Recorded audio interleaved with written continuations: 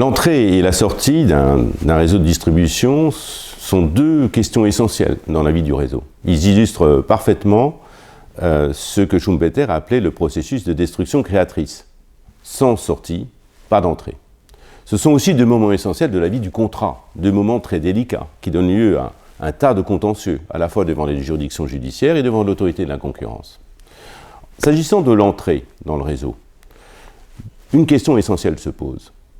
Le distributeur peut-il imposer sa candidature au fournisseur et réciproquement, celui-ci peut-il refuser la candidature d'un distributeur? Du point de vue du droit civil, cela pose la question de la liberté contractuelle et de l'interdiction des contrats perpétuels.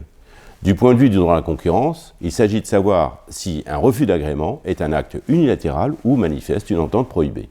La jurisprudence est divisée. En ce qui concerne la sortie du réseau, le distributeur mérite-t-il une protection supplémentaire ou le préavis raisonnable suffit-il à le protéger? Du point de vue du fournisseur, le fournisseur peut-il se voir imposer un changement de contrôle ou un changement d'enseigne de la part de son distributeur ou peut-il le refuser?